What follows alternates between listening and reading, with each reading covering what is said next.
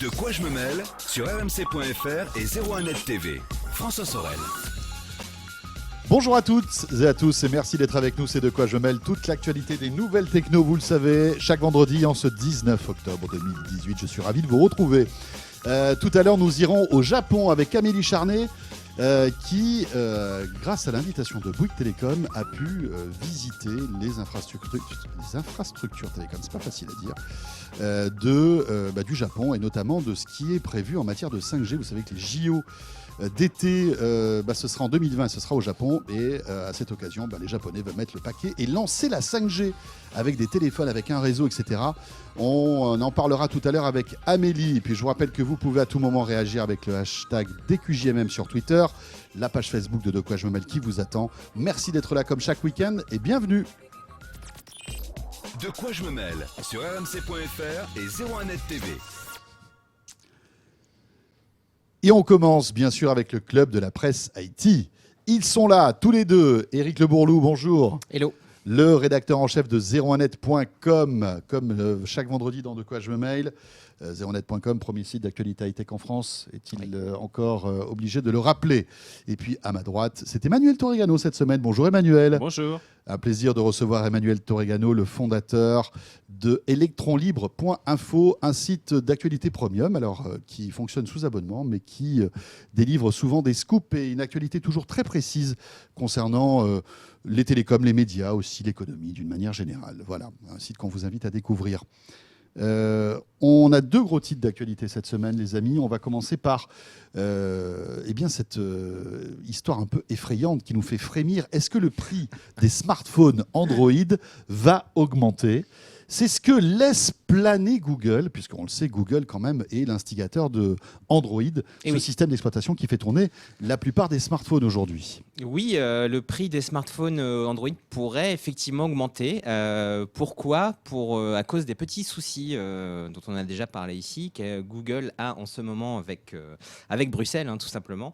Vous savez qu'il y a quelques semaines, Google a été condamné à une amende de 4,3 milliards d'euros. Bon, alors c'est beaucoup, mais pour Google, c'est pas tant que ça, mais bon, c'est quand même une sacrée amende. C'est une petite claque. C'est une petite claque. Pourquoi ? Parce que effectivement, la Bruxelles estime que Android, dans un certain sens, et l'énormité qu'est Android aujourd'hui, pourrait en fait nuire à la compétition et aux services concurrents, puisque on le rappelle il y a Android d'une part, mais il y a tous les services que Google ajoute à Android. Google dit Android est open source, chacun fait ce qu'il veut avec Android. C'est gratuit, et voilà. Sauf que pour chaque fabricant de matériel Android, Google signe un accord avec ces fabricants-là. Ces accords d'ailleurs sont secrets. Huawei, Sony. Voilà. Il y a un accord et cet accord prévoit effectivement que le fabricant de smartphones doivent non seulement ils proposent Android, mais aussi proposer un ensemble d'applications Google. Et c'est indispensable de signer ces accords-là si vous voulez bénéficier du Play Store.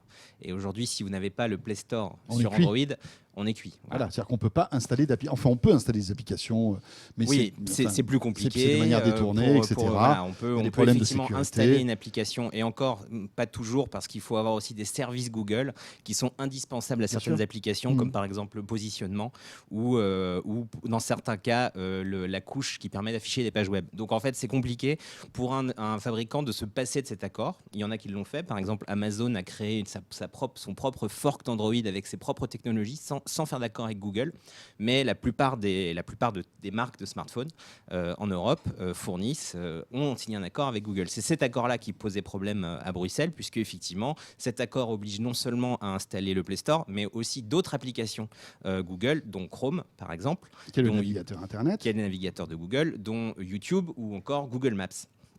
Là, ce qui change, c'est qu'à la suite de cette amende et à la suite des problèmes posés par la Commission européenne, Google a décidé de changer son fusil d'épaule et donc de pratiquer quelque chose de différent et qui est assez, qui a été résumé de façon assez rapide par Google. Donc, on va essayer de dire à peu près ce qui se passe clairement. D'abord, les constructeurs vont devoir, a priori, payer une licence à Google, un peu comme ce que fait Windows en fait. Quand un fabricant de PC utilise Windows, il doit payer une licence à Microsoft. Alors qu'aujourd'hui, c'était gratuit. C'était gratuit. On avait les constructeurs ne payaient pas, ils devaient signer un accord avec un nombre on vous donne gratuitement Android, mais vous installez telle appli Google. Du win-win évidemment pour Google, puisque du coup tout le monde utilise ses propres services. Donc là, ils vont payer une licence pour pouvoir accéder au logiciel de Google. Donc en particulier le Play Store, qui est a priori indispensable. Ça va être compliqué pour un Samsung de dire ah bah non, on n'a pas envie de payer et on va se passer du Play Store. Ils paieront pour avoir Android plus le Play Store, mais sans tous les autres services Google. C'est là où ça devient intéressant, c'est que il est possible de payer donc une licence pour avoir le Play Store et d'autres services Google, mais il y a aussi un cas qui est prévu qui permet, je juste regarde mes notes pour pas me tromper, on peut avoir le Play Store, mais attendez, que je me trompe pas, parce que j'ai pas envie de raconter des bêtises. Oui, parce que c'est quand même un sujet assez pointu. Mais ils peuvent aussi choisir de prendre un pack avec l'ensemble des applications Google, donc le Play Store, Gmail, Google Maps et YouTube. Mais ils ont le choix de ne pas prendre Chrome et l'application de recherche Google. Autrement dit, ils peuvent très bien choisir nos navigateurs, ce qui existe déjà sur des smartphones concurrents comme Samsung par exemple, qui a son propre navigateur. Ouais. Et ils peuvent aussi choisir de ne pas choisir le moteur de recherche Google. Par exemple, prendre, pourquoi pas Quant, s'ils ont envie. Ou Bing. Donc, en gros, il a cette nouvelle opportunité. Donc, ils vont payer, mais ils peuvent changer leur moteur de recherche de leur smartphone et utiliser aussi un autre navigateur. C'est-à-dire que c'est le prix de la liberté, enfin d'une semi-liberté en quelque sorte. Exactement. C'est ça ? C'est le prix d'une semi-liberté. Il y a aussi quelque chose... Mais c'est rigolo parce qu'on a plus l'impression que ça s'adresse aux constructeurs que c'est presque une réponse plus aux constructeurs qu'à la Commission européenne, cette histoire-là. Quand même, ça résout quelques petits problèmes que posait Android. C'est-à-dire, si vous choisissez Android, vous êtes obligé de prendre le Play Store et vous êtes obligé d'utiliser notre navigateur et notre moteur de recherche. Dans l'histoire, c'est les constructeurs. Parce qu'ils vont être obligés de débourser de l'argent pour être conforme en fait à la décision de la Commission européenne, si j'ai bien compris. Oui, en fait, effectivement, Google change de politique et passe à un modèle, on va dire, payant. Encore une fois, on ne sait pas quel est le prix de cette chose. Ça a été dit en 2 lignes sur un communiqué de Google. Mais il y a aussi un autre changement que moi je trouve particulièrement intéressant, c'est que les constructeurs de smartphones, quand ils faisaient un deal avec Google, étaient obligés de signer, on va dire, un accord de non-fragmentation.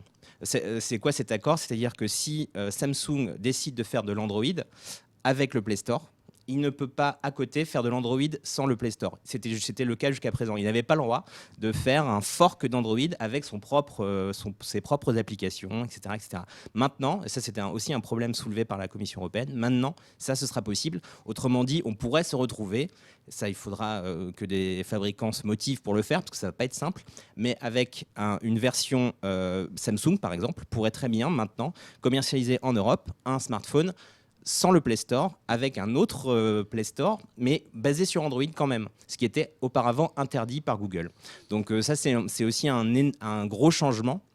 Mais parce qu'ils ont déjà leur store Samsung, ils ont leur store d'applications. Oui, ils ont leur propre store d'applications, mais qui aujourd'hui n'est pas très riche. Et de toute façon, ils n'ont pas ils n'avaient pas le droit de se substituent en fait voilà. à Google. En gros, un autre exemple qu'on pourrait prendre, c'est qu'Amazon, qui commercialise une version AOSP d'Android, donc sans le Play Store, pourrait aussi commercialiser une version avec le Play Store d'Android s'il le souhaitait désormais en Europe. D'accord.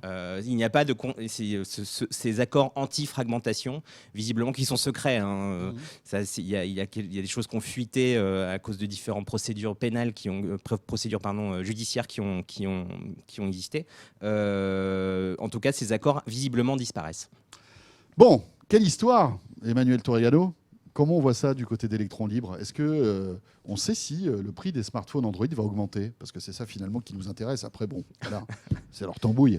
Ça dépend. Est-ce que Apple augmente ses prix et Android suit normalement, hein ? C'est comme ça plutôt que ça se fait la plupart du temps.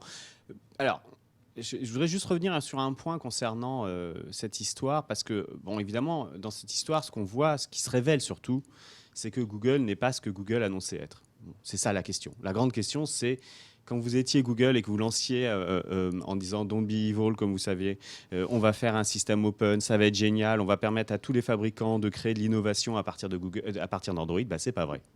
On s'en rend compte aujourd'hui, c'est pas vrai. Android était un cheval de Troie. Alors ça, vous direz, on s'en doutait un petit peu. Mais là, c'est révélé par la Commission européenne. Quand la Commission européenne, elle tacle Google réellement sur Android, c'est très violent, 4,3 milliards, c'était quand même pas mal d'argent. La Commission dit, mais finalement, les constructeurs Android, les constructeurs qui mettent Android sur leur système, sont pieds et mains liés par la puissance de Google et, en effet, son Play Store, Chrome, Google Search, YouTube. Le grand truc, c'est YouTube, c'est pas forcément le Play Store. Bon, et donc, qu'est-ce qui s'est passé? La Commission a dit, mais ça, vous n'avez plus le droit de le faire. Google est très embêté, parce que Google, ils n'ont pas envie de mettre vraiment beaucoup d'argent pour développer Android. Ça fait déjà 2-3 ans qu'on le voit. Ils font une mise à jour qui sont des suivis comme ça, parfois un peu paresseuses de ce qui se fait en face. Pourquoi est-ce qu'ils n'ont pas envie de mettre de l'argent là-dedans? Parce que pour eux, ils apportent quand même de l'innovation dans Android, non? Non.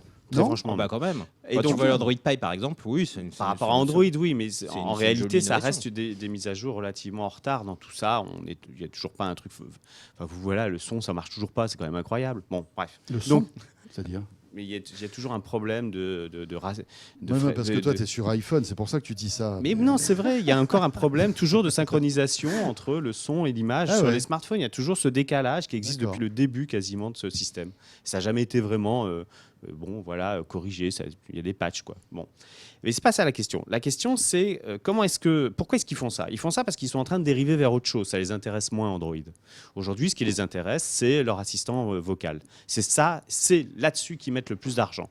Donc Android, c'est déjà devenu un side project pour eux. Android mobile, j'entends bien. Attention, il y a plein d'autres projets qui sont encore certainement très intéressants dans lesquels ils développent. Mais l'Android mobile, c'est devenu un side project. Clairement. Et en plus, pour revenir à tes histoires de fabricants, personne ne gagne d'argent sur Android, ce qui est quand même déplorable. C'est-à-dire que c'est un monde dans lequel les fabricants se sont lancés à une course au discount dès qu'ils peuvent. Dès qu'ils peuvent, ils lancent un mobile et ensuite ils le discountent parce qu'il ne se vend pas à des prix relativement élevés. Et donc Samsung personne qui gagne de l'argent quand même, non? Non, très peu. Non, très peu. Vous connaissez les chiffres. Le marché du smartphone, c'est 92% de bénéfices pour Apple. Ça s'arrête là. Le reste, c'est en effet un peu Samsung. Et tous les autres perdent de l'argent. Donc, ça n'existe pas. Le marché du mobile Android qui gagne de l'argent, ça n'existe pas. Ce n'est pas un rapport 50-50, 60-40 dans lequel il y a finalement des relations commerciales. C'est pas à cause d'Android, c'est parce si, que... bien sûr que c'est ça toute l'histoire. Toute l'histoire, elle vient de là.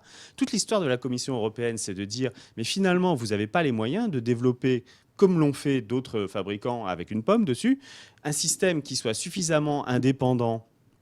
Je ne dis pas le mot propriétaire parce que je sais que ça fait fuir partout quand on dit ça, mais un système suffisamment indépendant, innovateur, pour pouvoir proposer une réponse en face de vos concurrents.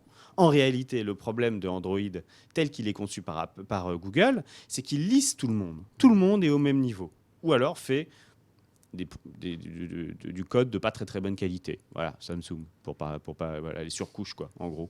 Donc, c'est ça tout le problème. C'est que vous n'avez plus les moyens de vendre cher, et d'ailleurs le marché haut de gamme du Android n'existe pas, ou pratiquement pas, c'est des chiffres tout à fait ténus par rapport aux autres, par rapport à la masse de ce qui se vend, qui est en gros du dumb phone, c'est-à-dire un téléphone qui ne se fera jamais mettre à jour, et un moyen de gamme qui ne se fera non plus jamais mettre à jour, mais pour d'autres raisons. Ce marché-là, du haut de gamme, n'existe pas parce qu'il ne peut pas se singulariser dans le marché des télécoms. Ça n'existe pas. Donc la Commission européenne arrive et dit, ça ne peut pas fonctionner. Google est incroyable à ce niveau-là, et ça, c'est vraiment les entreprises américaines, elles sont très fortes pour ça. Ils répondent en disant, c'est très bien. leurs avocats, je pense. Oui, enfin, voilà. C'est très bien, alors donc on va faire payer. Alors, parce que puisque vous ne comprenez pas comment nous marchons, comment fonctionne la technologie, parce que c'est ça, la réponse de Google, c'est vous ne comprenez rien à la nouvelle technologie, vous ne comprenez rien à l'innovation, nous, on sait de quoi il s'agit. Je vous jure, lisez le truc, c'est hallucinant. Et le type dit, bon, bah voilà, alors dans ces cas-là, alors donc on va... Et alors, donc, comme le disait très bien Eric, ils ont commencé à faire une espèce de diagramme, de trucs impossibles à comprendre, de qui va payer des licences, pourquoi, comment. Alors, vous prenez pas Chrome, très bien, alors on va vous le faire, vous faire 20% de c'est bien, ça, 20%, ça vous plaît. N'importe quoi. Alors bon, on a Attends, juste je finis. Ouais, la vraie question de ça, c'est pas ça. La vraie question, c'est la licence gratuite sur Android, elle existe toujours, et c'est dommage parce que c'est justement celle que le Bruxelles ne veut pas. C'est-à-dire que Tout ça, c'est très bien de faire payer si vous enlevez Chrome, si vous enlevez le store et tout ça. Ça, c'est très bien, sauf que c'est pas ce que demande la Commission européenne. La Commission européenne, elle dit les gens qui installent leur Android avec les applications dessus posent un problème sur le marché de la concurrence. Google dit ah oui, je suis bien d'accord, c'est en fait on va faire payer ceux qui ne le font pas. Vous avez compris ? D'accord. Mais ça veut dire quoi concrètement ? Parce que bon, tout ça est quand même assez complexe. Hein, mais on peut se dire quoi ? Que finalement, dans quelques mois, tout ça d'ailleurs va être mis en place quand ? On a un calendrier ou pas ? Dès la Là, fin ça va octobre. être Dès la fin octobre. Il ne faut pas oublier que les appels ne sont pas suspensifs au niveau de la Commission européenne. Donc Oui, Google a obligés, interjeté en appel, voilà. tout ça, mais ils sont obligés quand même de se conformer. En tout Ils cas, de provisionnent proposer la quelque chose. somme aussi, je crois. Hein. Ils sont Bien obligés sûr, de provisionner bien la sûr, somme, toujours, etc. parce que c'est pas suspensif, donc tu dois D'accord. payer. En gros, les 4,3 milliards, c'est ce que vous avez fait comme connerie avant. Ouais. Vous payez parce que vous avez fait commis Alors, des ils ont le droit de erreurs faire appel. Donc ça- ils font ça- appel, c'est vrai, c'est fait la semaine dernière, et en même temps ils se conforment, ou en tout cas ils disent qu'ils se conforment, comme je vous l'ai dit, D'accord. ils ne répondent pas aux problèmes que la Commission européenne a apportés. Sauf que la Commission européenne ne peut pas juger de la conformité de ce que fait Google. Ce sont les concurrents, ceux qui ont porté plainte contre Google, qui doivent aujourd'hui, par exemple, il y a le français Quant, Justifier en fait. qui doivent étudier la situation Ouais. nouvelle et dire ah bah on n'est pas d'accord parce que ceci cela. Alors dans les plaignants il y avait notamment Quant. Donc ils pourraient revenir dans quelques mois en disant écoutez regardez mes parts de marché sur Android, ça n'a pas fonctionné cette histoire, et ça fonctionne pas évidemment puisque pour ne pas payer il faut installer Search. Ouais. Donc en fait, ils jouent la montre aussi, en fait, Google dans cette histoire-là. Il joue la montre, je ne sais pas. En tout cas, ce que j'estime, c'est que surtout ça arrive trop tard. C'est-à-dire qu'aujourd'hui, il va être difficile pour un fabricant de smartphone de se dire je ne vais pas choisir d'avoir le Play Store sur mon téléphone. Je ne vais pas choisir le moteur de recherche ultra dominant au profit d'un autre, à moins qu'on passe un deal avec lui, pourquoi pas. Je vais préférer, parce que pour mes clients c'est important, avoir accès au Play Store, à YouTube, à Google Maps. Et c'est vrai que ça arrive tard tout ça. Et puis on a ouais. Et que du coup Google, bon ben voilà, effectivement, il a en quelques années acquis avec Android une part de marché incroyable qui est presque à 90% aujourd'hui de la base de smartphones installés. C'est sûr que tous les utilisateurs de smartphones se sont habitués à ces outils et qu'aujourd'hui, faire changer d'habitude à des gens, ça va être très compliqué. Il faut voir quand même que c'est quelque chose qui existe quelque part dans le monde, hein, c'est en Chine. En Chine, on n'est pas du tout dans le même cas de figure parce que Google n'est pas présent en Chine et qu'il existe par contre des milliards de smartphones sous Android en Chine. Et ces smartphones sous Android-là n'ont pas de Play Store. Il y a à peu près, je crois qu'il y a 300 ou 400 Play Store différents. Enfin, Play Store, il ne s'appelle pas Play Store, mais magasins d'applications en Chine. Et qu'effectivement, pourquoi pas, on pourrait voir des acteurs chinois comme Xiaomi ou qui arrivent maintenant en force en France. Avec leur propre store. Avec on va dire, le background qu'ils ont en Chine sur leur marché national, arriver en Europe avec des solutions Android, donc avec une interface qu'on connaît, etc., mais avec un autre Play Store, pourquoi pas. Ce qui poserait d'autres problèmes, en fait. Ce qui poserait d'autres problèmes de fragmentation, de sécurité, de vie privée, effectivement. C'est d'ailleurs ce que dit Google, hein, l'antifragmentation, c'est leur accord antifragmentation, ils le disaient bien, attention, nous on veut que notre plateforme soit safe, etc. Donc évidemment que ça peut poser des problèmes de sécurité notamment. Bon, on n'a pas la réponse qu'on vous a posée au début. Est-ce que finalement les smartphones Android vont coûter plus cher ? On verra. Hein, a priori non, ils vont tous garder Search et ils ne payeront pas, c'est bien le problème. Voilà. On enchaîne avec un deuxième sujet. Là, cette fois-ci, on va du côté de la planète Apple. Alors, ce n'est pas une nouveauté parce que c'est une rumeur qui circule depuis un certain temps. Vous savez que pour faire tourner un Mac, il faut un processeur. On va dire que la structure technique des Mac, depuis très longtemps, ressemble à la structure technique d'un PC. C'est presque la même, oui. Un processeur depuis 2006. Intel, voilà, depuis 2006. Et le passage d'Apple à Intel. Exactement. Sauf que là, Apple est en train de dire attention, bientôt, on va abandonner cette architecture pour passer en fait à une autre. Celle des smartphones. Celle des smartphones et des iPads. Exactement. Voilà. Alors, c'est pas Apple qui le dit, c'est pour l'instant, c'est notamment un analyste très connu dans le monde Apple qui s'appelle Ming-Chu Kuo, si je ne me trompe pas, j'espère ne pas écorcher son nom. Alors lui, il est génial. Hein. Lui, c'est tout avant tout le monde et c'est lui qui distille toutes les rumeurs concernant les iPhones et tous les iPads. Et il se trompe rarement. Il n'est pas le seul à l'avoir dit d'ailleurs. C'est peut-être Tim Cook, non ? qui est déguisé, qui peut-être. distille ces trucs-là. Je ne sais pas si Tim Cook a trop envie qu'on sache exactement quels sont Ouais. ses plans à 2-3 ans en avance, mais bon. Je pense. En tout cas, effectivement, il y a une de ces notes qui a été révélée dans la presse américaine qui indique effectivement que Apple serait en train de se préparer à passer à ces puces. Alors c'est les puces AX, les puces qu'on a déjà dans les smartphones et dans les tablettes Apple. Donc là, on est au A12 Bionic sur le dernier iPhone, une puce qui est d'ailleurs surpuissante. On a fait nos benches et de nombreux sites tech ont fait leur bench, et il s'avère que c'est une puce qui commence à atteindre vraiment des performances dignes de certains. Alors d'ordinateur. Peut-être pas le dernier MacBook, mais je crois d'un MacBook de 2-3 ans ou un truc comme ça. C'est en tout cas, elle a la même puissance, on va dire, qu'un ordinateur aujourd'hui, assez puissant déjà. Enfin, vous pouvez. C'est un équivalent alors c'est une puce de faible consommation, c'est ça aussi qui est intéressant. Mais Apple a fait des progrès énormes en intégrant toutes ces technologies en interne. C'est lui qui fabrique tout ça. Alors qu'avant, c'est il allait faire son marché auprès d'Intel en disant c'est fabriqué par TSMC, mais c'est Apple qui les conçoit. Et bien Apple, qui continue dans cette logique d'intégration complète de tous les éléments de sa machine, a envie de faire la même chose pour ses ordinateurs. Donc, faire passer les Mac à plus ou moins court terme à des puces AX. Donc ce serait pas la A12 Bionic, mais plutôt la A14 ou A13, on ne sait pas encore comment elle s'appellera. Quand ils sont prêts, donc c'est-à-dire sous 2 ou 3 ans. Lui, il part entre 2019 et 2020, donc même pas 3 ans. On pourrait voir effectivement des machines Apple qui tourneraient avec non plus des processeurs Intel, mais des processeurs AX.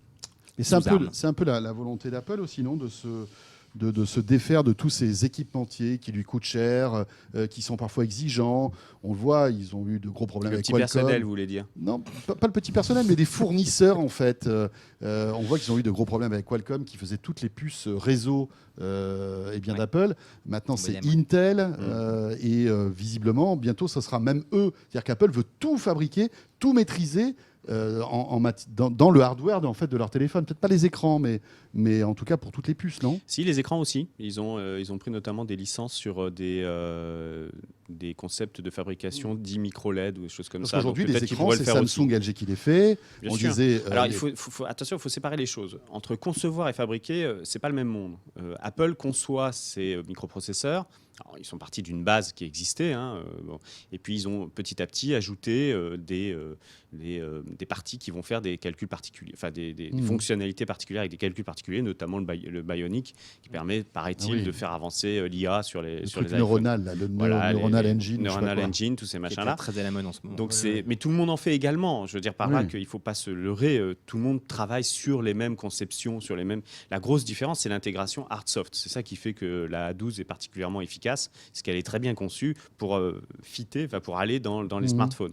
A12 et les X sont ceux qui vont sur les iPads. Donc on peut imaginer, c'est pas exactement la même puce, elle va plus vite. Enfin bon, on peut donc imaginer que celle qui va arriver sur les MacBook en 2020, a priori, ça sera une A13 ou A14, X ou Y ou Z ou je ne sais pas trop quoi, mais ça sera pas exactement la même chose. Faut se rendre compte de ça. Ils sont en train de travailler certainement sur une machine qui sera capable de gérer, notamment par exemple les ventilateurs ou des trucs comme ça, ou tout un tas de fonctionnalités qui sont dans un ordinateur qui n'existent pas vraiment dans un smartphone. Les claviers, toutes ces choses-là, c'est pas exactement la même chose. Les trackpads, c'est pas la même chose non plus. Donc il y aura les parties du microprocesseur seront un peu différentes. Mais en effet, Apple va fermer finalement cette ellipse qui aura duré depuis 2006 et qui aura été une espèce de crève-cœur pour toute la boîte. La grande question, et elle est terrible, c'est quand Apple se lance avec les PowerPC, donc les microprocesseurs d'avant, ils ont cette fameuse troïka avec IBM, Motorola, c'est des Américains. Ils sont là, ils sont forts, ils ont commencé l'informatique ensemble, et puis tout d'un coup, ils vont dans le mur. Ils vont vraiment dans le mur, ils n'y arrivent plus. La fameuse barrière des 500 MHz, pour ceux qui se rappellent, c'est la préhistoire de l'informatique, mais c'était très important. Donc, ils commencent à boutiquer des machines avec 2 processeurs, avec des refroidissements liquides, comme les mobylettes. Enfin bon, bref, ça devient un peu n'importe quoi. Et puis finalement, ils finissent par céder et ils disent, bon, bah ok, très bien, le monde PC, parce qu'un Mac, c'est un PC. il faut bien le dire. Le monde PC a gagné, donc on va tous aller vers... Alors ils demandent à Intel de faire des puces spéciales, un peu pour eux quand même, parce que quand même c'est Apple. Donc la fameuse puce qui va aller dans le MacBook Air, le tout premier, celui qu'il ne faut surtout pas acheter à l'époque. On se souvient de cette keynote où le patron d'Intel à l'époque était monté sur scène habillé sur l'invitation de Steve Jobs en disant voilà, ça y est, Intel arrive sur les Macs. Et donc c'est un peu la deuxième fois qu'il y avait une espèce de crève-cœur, mais au moins ça allait relancer la machine. C'est-à-dire qu'un Mac, c'était ils en avaient sous le pied, c'est-à-dire qu'on allait pouvoir monter en puissance. On allait pouvoir monter en puissance. Intel savait ce qu'ils allaient faire derrière, et donc on allait avoir enfin des Macs qui allaient dépasser le gigahertz et toutes ces choses-là. Avec cette fameuse loi de Moore qui a été à l'époque était vraiment d'actualité. Mais qui continue d'ailleurs d'une certaine manière. Si on multiplie les corps, on multiplie aussi. Enfin, on continue à suivre d'une certaine manière la loi de Moore. Et puis on est capable de graver de plus en plus fin. Enfin bref, sauf que. Et ça reste toujours le problème. C'est pour ça que c'est un crève-cœur. C'est que les puces Intel, elles sont faites pour faire plein de choses. Ce sont des grands généralistes de l'informatique. Donc, ça doit être... On met un Windows, ça doit fonctionner. On met un Linux, enfin, toutes ces choses, ça doit fonctionner. Et relativement bien, avec quand même une prééminence pour Windows. Il ne faut jamais oublier, parce que c'est leur client d'origine. Et donc, finalement, les Mac avec une puce Intel à l'intérieur... Ils sont aujourd'hui certainement, si on continue en tout cas la famille, moins efficaces que sera celui avec une puce ARM Apple derrière. Et c'est ça qui est important. C'est-à-dire qu'Apple, aujourd'hui, sur ses machines de bureau, ne peut pas ou ne peut plus avoir cette fameuse promesse qui est celle des iPhones ou des iPads. C'est cette intégration quasi familiale entre le hard et le soft. Et bien là, Apple se dit, je vais pouvoir peut-être retrouver finalement ce qui est ma recette secrète, ou en tout cas du succès des iPhones et des iPads, c'est la capacité à faire des machines qui n'auront peut-être rien à voir avec celles qu'on a aujourd'hui. Parce qu'en effet, ce sont des puces basse consommation, c'est vrai, mais aussi parce qu'elles sont très orientées vers, en effet, l'intelligence artificielle et toutes ces choses-là. C'est-à-dire qu'on pourra avoir des PC plus fins, plus autonomes, qui chaufferaient moins. Oui. En gros, voilà, c'est-à-dire qu'on peut imaginer un PC qui ressemblerait à un iPad finalement. Exactement, parce que mais finalement l'iPad est peut-être le futur du PC dans cette configuration. Oui, c'est possible aussi. Mais ce qui est intéressant, c'est que là, dans quelques jours. Ce qui est intéressant, c'est que tout ça, parce qu'on parle de Mac versus PC, mais que même dans le monde PC aujourd'hui, il y a un espèce de petit shift qui n'est pas encore énorme, mais plusieurs constructeurs, dont Samsung, qui viennent d'annoncer un nouveau Surface-like, ça ressemble comme de gouttes d'eau à une Surface, qui tourne avec un processeur ARM. Windows aujourd'hui peut tourner avec des processeurs ARM, et même du côté du PC. Même du côté du PC, on voit que, notamment pour des machines ultra portables, ultra fines, avec une bonne autonomie, certains constructeurs vont vers là, parce qu'effectivement, les pros Intel ce sont de très bons processeurs, notamment quand on veut faire du calcul intensif et quand on a besoin de beaucoup de puissance. Mais c'est intéressant de voir qu'il n'y a pas que chez Apple qu'on va vers ces nouveaux form factors, sans doute, qui seront accessibles grâce à ces nouvelles puces, qui pourront effectivement nous permettre d'avoir des écrans, des machines beaucoup plus fines et plus autonomes.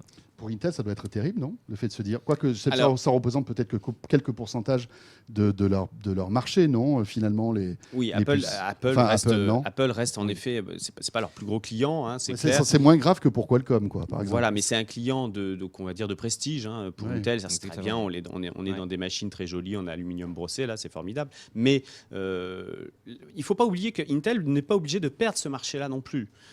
Parce que la conception de la puce se fait chez Apple, mais après il faut la fondre, faut la fabriquer tout bêtement. Intel est un fondeur. Intel est avant tout un fondeur.